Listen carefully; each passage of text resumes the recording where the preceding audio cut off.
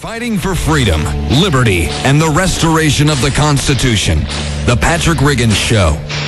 Call in now at 865-243-8255. That's 243-TALK.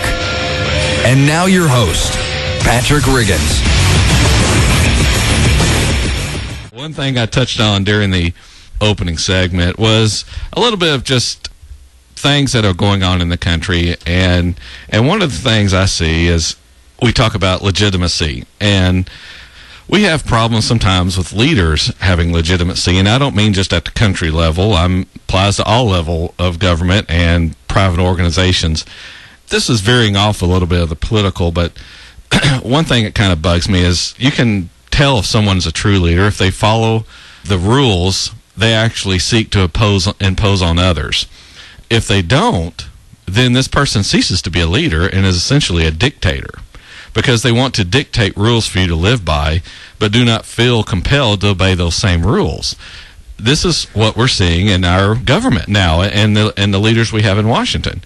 If you have the audacity to suggest they actually do follow the rules and laws they set up, then they will either try to have you silenced, and if that doesn't work, then they'll usually try to undermine your credibility, and usually this is through character assassination.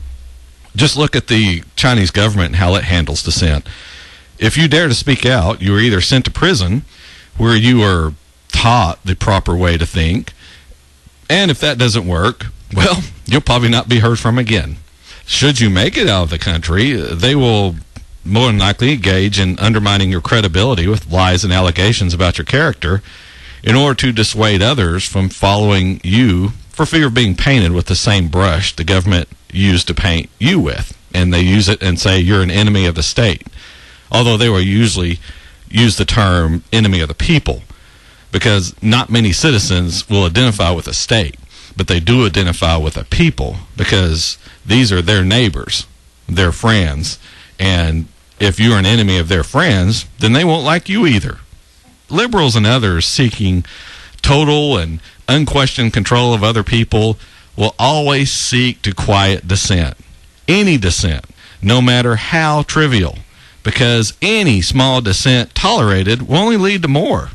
These people, and governments too, they'll also exhibit signs of paranoia because their own conscience convicts them of the wrong things they're doing. They know they're doing wrong, and they automatically think anyone talking is discussing them because they know their practices and policies are unfair, which causes people to complain among themselves.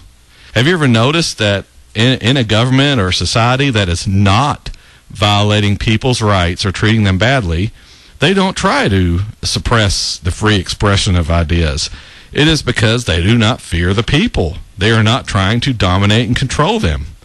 But in tyrannical regimes, freedom of speech, freedom to assemble, freedom to defend yourself, these are suppressed for fear of giving other people ideas, of someone pointing out that, hey, we're being treated badly.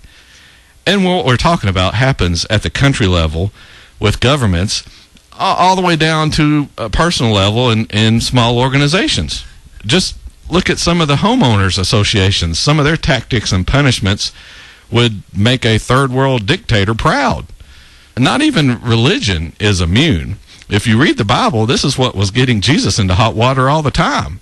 He was speaking up against Jewish leaders who had bound the people up with so many rules and regulations. By the way, rules and regulations they did not bother to live up to in their personal lives. Oh, they would if it was convenient in public, but otherwise they didn't bother, which is why Jesus labeled them hypocrites. But look at any organization, and you will find people seeking to dictate to others their behavior when they themselves don't abide by these very same rules. The founders knew this was inherent in humans, and they put checks and balances into government to guard against this sort of tyranny. Humans are flawed. There is no way around that. And when we start to think of ourselves as knowing it all, of being perfect, that we are always right, that should be a huge warning sign. We need to reevaluate the principles we are living by. This is why so many people are shocked when we have these seemingly perfect people fall from the pedestal we have put them on, like preachers, politicians, movie stars, organizations, governments. These are all humans or human-created institutions. And anything having to do with humans, there are going to be flaws. Cracks in the plaster, rips in the upholstery. And you're going to be disappointed by these people and institutions at one time or another. Do you ever wonder why so many celebrities who have a seemingly wonderful life are so miserable? It's because they can never live up to the expectations that others have put on them. So they seek escape through alcohol, drugs, or many other types of behavior, which offers them an exit out of the limelight, out of this life others have said they must fulfill. They have this outward appearance which belies what is inside.